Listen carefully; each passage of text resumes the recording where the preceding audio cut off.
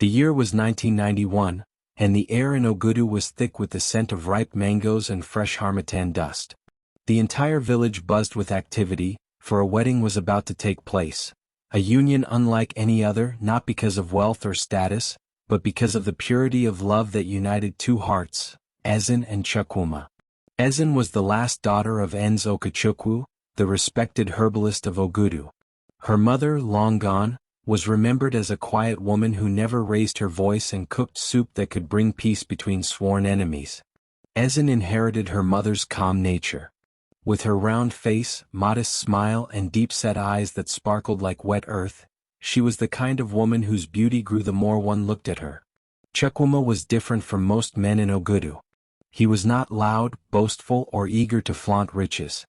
A schoolteacher by trade and a lover of books, he often sat under the almond tree outside his family home reading Chinua Achebe or teaching neighborhood boys how to read in the evenings. His presence was gentle but firm. The village youths admired him and the elders trusted him. When word got out that Chukwuma had chosen Ezinne as his bride, some were surprised. Ezinne? The quiet one who hardly talks at the stream. Is she not too plain for Chukwuma? But those who truly understood them smiled. They had seen how his eyes followed her whenever she walked by after church, how her lips curled into a shy smile whenever he greeted her. Their wedding was simple but beautiful. Not overly decorated, not overfed with pomp, but laced with joy that radiated like the morning sun. Women danced barefoot in the red dust, clapping and singing, their wrappers tied tightly around their waists. Drums thumped. Elders gave prayers. Palm wine flowed freely. The bride, in her coral beads and golden blouse, glowed like the goddess Ani herself. When Chukwuma took her hand in front of the entire village and declared, "With this hand I promise you all that I am," even the toughest men wiped their eyes. That night, as they sat in their new home, a modest two-bedroom house with a zinc roof and windows that whistled in the wind, they held hands and dreamt aloud. "I want a big family," Ezinne said shyly, head resting on his chest. 4 children. 2 girls, 2 boys, Chukwuma added. "And I want them all to have your smile." They laughed, young and full of hope. The darkness held no fear. The future was bright. The stars outside blinked approvingly, as if heaven had written their names together. For the next few years they lived like a dream. Every morning, Ezinne would see him off to the school where he taught. In the evenings he would return with roasted groundnuts, corn, or fruits for her. They prayed together, cooked together, sang old folk songs together. He would sometimes read her passages from books while she pounded yam. She would hum lullabies she had heard as a child while braiding her hair in front of their small mirror. And each month they waited. Waited for the missed period. Waited for the bloating. Waited for the signs of a child. But nothing came. The first year passed. Then the second. By the third, people began to notice. "Still no news," her neighbor, Mama Ifioma, asked one afternoon as they fetched water. Ezinne smiled weakly. God's time is the best. But when she got home she wept. They visited every local hospital within reach. Tests were done. Her wound, they said, was fine. Chukwuma too was fine. But still nothing. They tried herbs. Auntie Chinelo brought bitter leaves soaked in goat milk. The pastor prayed. A prophet from another town told her to bathe at midnight in the river. She obeyed. But still nothing. It was in the 4th year that the whispers started. And oh, how brutal they were. The teacher's wife must have offended the gods. They say her mother had the same problem. Maybe it runs in the blood. Beautiful face but an empty basket. Ezinne endured the talks with grace. She still walked to church. Still greeted everyone. Still smiled, though her eyes told another story. One day at the village square during the New Yam festival, a woman accidentally spilled palm oil on her wrapper. When Ezinne turned to apologize, the woman hissed, "Go and apologize to your womb first." Silence fell around them. People looked away. Ezinne stood still, swallowed hard, and walked away. That night she told Chukwuma, "Maybe you should take another wife. You deserve a child." Chukwuma looked up from the book he was reading. He closed it slowly and walked over to her. "I did not marry you because of your womb, Ezinne. I married you because of your heart. If God gives us children, fine. If not, I will love you until I take my last breath. She wept in his arms that night, tears of pain, love, and helpless gratitude. But even she could not deny it. The emptiness was growing louder. By the time Chukwuma and Ezinne's marriage crossed into its 6th year without the sound of a baby's cry, the true face of the village began to show. The warm smiles turned lukewarm. Friendly greetings became forced. Even the most devout church sisters began to look at Ezinne with veiled pity or worse, silent judgment. The pain of childlessness, Ezinne soon realized, wasn't only in the empty womb, but in the sharp tongues and piercing eyes of society. It began with the little things. The subtle exclusion from women's meetings where child-rearing advice was shared. The knowing nods passed between market women when Ezinne walked by. The ever-polite but clearly distanced greetings at church, always accompanied by an awkward silence. As though she was a walking shadow, a woman to whom something essential was missing. And then slowly the whispers grew teeth. One early morning, Ezinne went to fetch water at the village well. As she tied her headscarf and lowered her bucket, 2 younger women stood nearby, backs turned but voices loud enough to be heard. 6 years. Not even a miscarriage. My sister, I swear if it were me, I would have packed my things and returned to my father's house. Ezinne said nothing. She did not confront them. She simply drew her water, lifted the basin to her head and walked away, head high but heart bleeding. When she returned home that day, she went straight to their bedroom, fell on her knees and wept.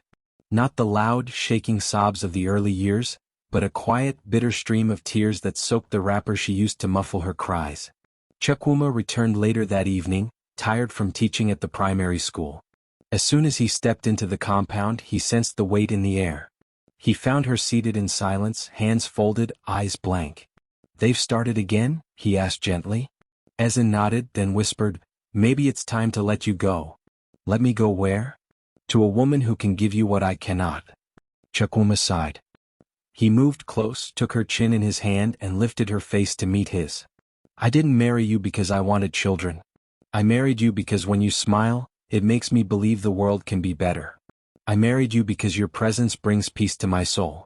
If we never have a child, I will still die a fulfilled man, so long as you are by my side." Her tears fell freely then. Not from pain this time, but from the kind of love that defied logic. The kind that held you up when the world tried to tear you down. But not everyone shared Chukwuma's heart. His mother, Mama Obinna, was a woman of strong opinions and even stronger expectations. A proud widow, she had raised Chukwuma alone after the death of his father and considered him her greatest achievement. One hot afternoon she arrived at their home unannounced. With her came the scent of camphor, the echo of strong perfume, and the presence of a woman who believed her word was law. She did not sit. She did not ask how Ezinne was. She paced the small sitting room like a storm waiting to strike.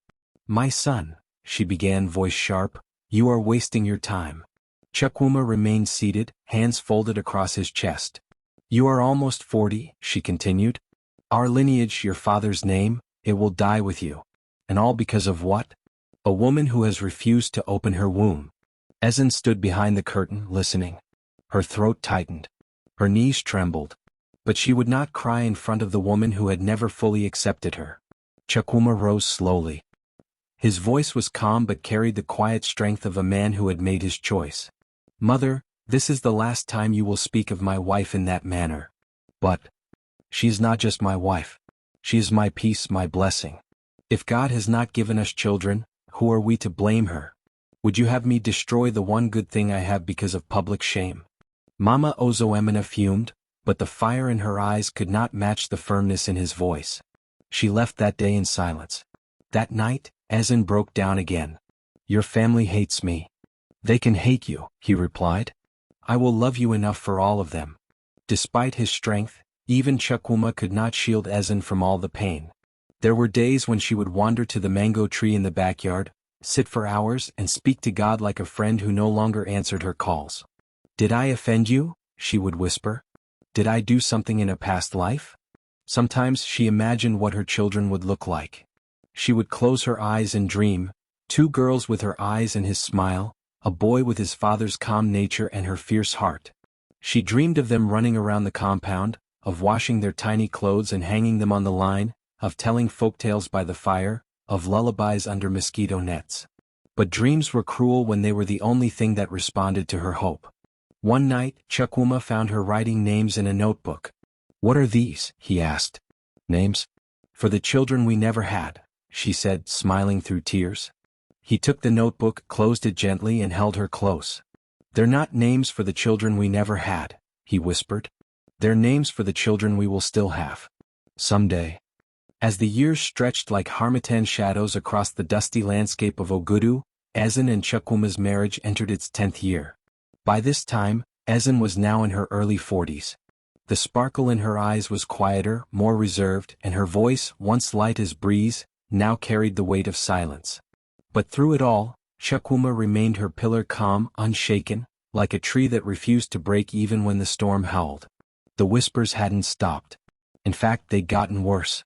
Now, it wasn't just the women at the market or the gossiping girls at the stream, it was the church. It was the elders. It was even the very ground beneath her feet. Mockery had rooted itself in her world like a stubborn weed. At the annual church Thanksgiving service, the pastor stood before the congregation and made a pointed reference. "There are some women who have refused to bear fruit. 10, 15 years of marriage and still nothing. What are they doing with their wombs? Are they withholding their blessings?" Eyes turned subtly toward Ezinne. She sat still. Her heart pounded. But her face did not twitch. That day she walked home early. She didn't wait for Chukwuma. When he returned, he found her in their small sitting room, wiping the floor obsessively with an old cloth. He walked up to her, took the cloth from her hand, and sat beside her. "You're trying to scrub away pain," he said gently. "But it's not on the floor." Her shoulders shook. "I feel like I'm sinking," she whispered. Chukwuma said nothing. He pulled her close and let her cry. And when her tears had dried and her voice returned, she whispered something he never thought she'd say again. "I still want to believe." That night, as the oil lamp cast golden shadows on their walls, they sat beneath the mango tree, the one they had planted the year they married. It had grown tall now, spreading its arms like an umbrella, its roots deep in the soil. They talked like they did in the early days. About names for the children they still hoped for. About what kind of school they'd attend. About what stories Ezinne would tell them by the fire. About what it would feel like to hear a child call her mama. Then came the visit that almost tore everything apart. Mama Obinna returned. But this time she didn't come alone. She brought a young woman from the next village. A tall, curvy girl named Adago, barely 20, with skin like polished bronze and the energy of youth. "This is who you should be with, Chukwuma," Mama Obinna said proudly. "She is fertile. Her mother had 6 children in 8 years. And look at her, fresh like morning yam." Ezinne stood in the doorway trembling.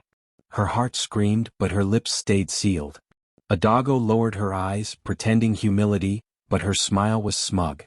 "Mama," Chukwuma said, "you will take her back. Now." "What? After all I've done?" "I'm trying to help you. You are trying to destroy what you did not build. You want me to dishonor the woman who has stood beside me for 10 years? Leave my house. But you need an heir. I need peace. I need loyalty. I need love. And I already have all of that in Ezinne." Ezinne's knees gave out. She fell to the ground, sobbing, but this time in shock. Not from pain, but from overwhelming love. Mama Obinna fumed, cursed, and finally stormed away, dragging Adago behind her. From that day on, she refused to speak to her son. Months turned into years. But Chukwuma stood firm, his love for Ezinne unbending. By their 15th anniversary, Ezinne had stopped expecting miracles, but she had found peace. She no longer jumped at every delayed period or chased every profit. Instead, she poured her love into her husband, her garden, and the children in the neighborhood. She became a mother to the motherless, baking for little ones, helping with homework, and offering gentle wisdom to broken-hearted young girls. She was barren in womb, but fruitful in spirit. And that, somehow, began to heal her. But deep inside, a quiet flame still flickered, waiting. The winds changed as Ezinne turned 52. They were not the winds of fortune, nor the winds of answered prayers, but the slow, steady winds of acceptance, the kind that whisper to the soul, "This is your portion. Learn to breathe inside it." By now many had stopped talking. Her mockers were silent, not out of guilt but fatigue. After 25 years of marriage and no child, most had concluded her case was closed. Even the prophet who once claimed she would be dancing with twins by Easter, had quietly moved on to newer prophecies. The herbalists no longer knocked on her door. The neighbors no longer asked, "Any news?" They had resigned her to the shadows of Ogudu's stories, the woman who never bore a child. Ezinne had also stopped trying. Not out of bitterness, but exhaustion. She no longer boiled herbs late at night. No longer tracked her cycle on the chalkboard behind the kitchen door. No longer cried each time a baby cried outside her window. She had made peace, or so she thought. Menopause came like a silent storm. There was no announcement, no sudden trumpet to mark the end of her monthly cycle. Just one missed month. Then two. Then a year. Then a final understanding in her bones. It was over. Her womb had gone quiet. And with it her deepest hope. That night she sat under the mango tree again, alone. The branches above her rustled gently, and the scent of rain hung in the air even though the skies were clear. Chukwuma found her there, barefoot, her wrapper loose, eyes lifted toward the heavens. He sat beside her. "It has ended," she whispered. "I know. I feel hollow. I feel full," he said, wrapping his arm around her. "Full of love for you. So. Always." She leaned into him, and for a long time neither of them spoke. Only the mango leaves whispered their old secrets above them. The next day, Ezinne did something she had not done in many months. She sang. It was a lullaby. One her mother used to sing by the fire. Her voice cracked halfway through and tears fell, but she kept singing, rocking gently on her stool as if an unseen child was in her arms. Later that week, Chukwuma brought her a journal. Its cover was made of soft leather, and inside it was a note. "If God has shut this door, maybe He wants you to use your hands to open another. Write Easy. Tell your story. Even if no one hears it, I will." And so she began writing. She wrote of love, of waiting, of disappointment, of the pressure to smile while breaking inside. She wrote about the time she almost ran away, about the old dream of hearing a child call her mama. One night, after writing deep into the night, she had a strange experience. She dreamed. In the dream, she stood by the same well where she had once been mocked. But this time it was quiet. The sky above was filled with stars brighter than she'd ever seen. She wore a white flowing wrapper, and her hair fell in waves around her shoulders, longer and darker than it had been in years. From the water, a radiant woman emerged, tall, glowing, faceless but powerful. In her arms was a bundle. A baby wrapped in golden cloth. The woman stretched her arms forward and spoke in a voice that echoed from the mountains. "You were never forgotten." And then she placed the baby in Ezinne's arms. Ezinne awoke with a sharp gasp, drenched in sweat. Her heart thumped wildly and tears streamed down her cheeks. The dream had felt so real, so alive. She told Chukwuma the next morning. He listened in silence, then smiled. "Maybe heaven isn't done with us yet." She laughed softly. "Don't tease me. I'm not. Just don't bury your hope completely. Keep a little corner in your heart alive." She nodded. But what she didn't expect was that her body would begin to change. It started subtly. She began waking with nausea. Certain smells turned her stomach. Then her appetite shifted. She began craving bitter leaves, raw oranges, and ground nuts soaked in water. Her breasts felt heavier. Her feet swelled. Her waist thickened. "I'm aging," she told herself. But when she began to feel dizzy each morning, Chukwuma took her hand. "Let's visit the clinic." They traveled to the town's small health center. The young nurse looked her over with little expectation. But then after the test, her eyes widened. "Madam, this test shows positive." Ezinne blinked. "Positive?" The nurse repeated, slower this time, her voice trembling. "You are pregnant." For 3 days after the nurse's declaration, Ezinne said nothing. She wandered the house in silence, washing plates she had already washed, staring at the firewood while the water boiled dry, touching her stomach like a woman unsure whether it still belonged to her. Even Chukwuma's voice, warm and familiar, felt distant. Pregnant? It had to be a mistake. She was 54. Her body had long bid farewell to the rhythms of fertility. The last time she had seen her period was more than 2 years ago. She had accepted it, grieved it, buried it. So what was this? That evening she returned to the clinic for a second test. Then a third the following week. Each one said the same thing, positive. Even the doctor, a man known for never cracking a smile, looked at her with something like awe. "Madam," he said, peering over his glasses, "this is nothing short of divine." Still, Ezinne could not bring herself to celebrate. She feared her body would betray her again. That this was just a cruel joke. That the dream had tricked her into believing what life had long denied her. But then, the movement came. Late one night, as the harmattan winds rolled through their windows and Chukwuma snored softly beside her, she felt it, a flutter. A soft, unsure kick, like the tap of a butterfly against the walls of her womb. She gasped and placed both hands on her belly. And wept. But this time, her tears were not of pain. They were of fear, disbelief, and the overwhelming joy that bubbles inside a soul who thought their chapter had ended only to find another page had been written. When word reached the village that Ezinne was pregnant, the ground itself seemed to shake. "Lie," shouted some. "She's faking it. They adopted and want to deceive us." "It's juju," others whispered. "She must have gone to a river goddess." But her body told the truth. By the 5th month, her belly had grown round and firm.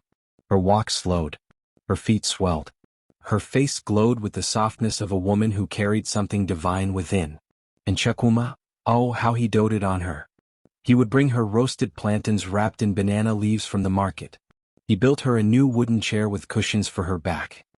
He massaged her ankles at night and read psalms over her belly each morning. One evening, as they sat under their mango tree, Ezinne took his hand. "If anything happens to me during the birth," she began. "No," he interrupted softly. "Don't speak like that. But if it does, promise me you'll raise this child with love." "I will. But you will raise him with me." She smiled weakly. "Then I will live for him. And for you." The pregnancy was not easy. Ezinne's body was older now. She suffered high blood pressure, dizziness and painful joints. The village nurse came often monitoring her. Elders visited, bringing herbs and prayers. Even those who once mocked her now came bearing gifts of yam, palm oil, and wrappers for the baby to come. Mama Obinna returned too. Gray-haired and humbled by time, she came with a basket of fresh cocoyams and tears in her eyes. "My daughter," she whispered, kneeling before Ezinne, "I was wrong." Ezinne lifted her gently and hugged her. "It was never between us, Mama. God simply had his own time." On a quiet Tuesday morning 2 weeks before her expected date, Ezinne woke with a sharp pain in her back. Then another. And another. Chukwuma rushed to her side, panic in his eyes. "Is it time?" She gripped his arm tightly. I think so." The nurse was called. Women gathered. Mats were laid. Hot water was boiled. Ezinne was taken into the small back room of the house. The labor was fierce. Her body, unused to the burden of childbirth, struggled. Hours passed. The child did not come. She screamed. She bled. The nurse whispered prayers. Outside, Chukwuma knelt in the dust, palms raised to the sky, weeping and crying out. "Lord, don't give and take. Let her live. Let the child live. I have waited. I have trusted. Please." And then just before dawn it happened. A cry. A high-pitched, strong, healthy cry. Followed by the nurse's voice. "It's a boy." The sun rose over Ogudu as though heaven itself was celebrating. Chukwuma burst into tears, running into the room to find Ezinne weak but smiling, a tiny baby nestled on her chest. His skin was pink. His fingers curled tightly. He looked up as though he already knew the journey it had taken to bring him into the world. They named him Obinna, Father's Heart. The news of Obinna's birth spread like wildfire through Ogudu. The miracle baby. The child born to the barren woman. A child born not just after hope had died, but after even the grave of that hope had been forgotten. People came from all corners of the village and beyond to see him. Women who had once avoided Ezinne now carried plates of jollof rice and fresh vegetables to her home. Elders who had once accused her of spiritual fault now bowed their heads before her compound, murmuring prayers of apology and awe. Even the church that had once judged her called a special Thanksgiving service. Ezinne, glowing and restored, stood before the altar with her baby in her arms while the congregation wept and danced. The pastor, voice trembling, declared, "This woman is proof that delay is not denial and that with God, no season is ever truly over." Ezinne gave a small smile, kissed her baby's forehead and simply said, "I waited. And I was remembered." Obinna grew quickly. A strong, happy child with bright eyes and a contagious laugh. He took after both his parents, his father's calm and kindness, his mother's quiet strength. He spoke early, walked early, and by age 3, was already asking questions about the stars and the moon. The village adored him.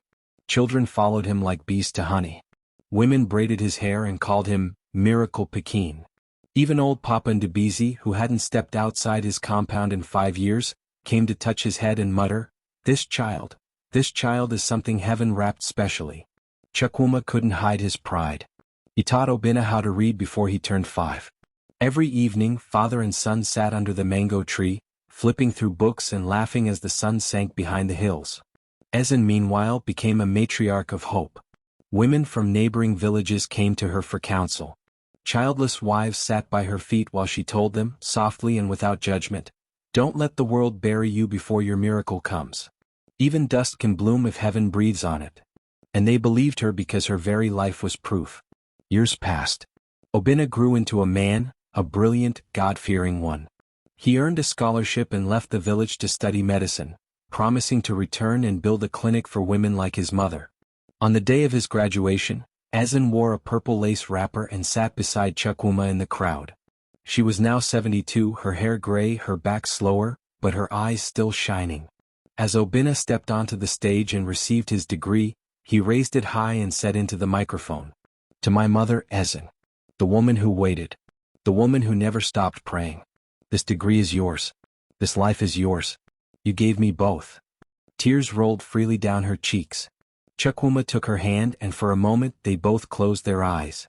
All they could hear was the sound of clapping and the wind whispering through the trees like an old friend. A wind that had once carried prayers. A wind that had once blown through the mango leaves on silent, tearful nights. Now that same wind carried joy. They had waited. And the rain had finally fallen.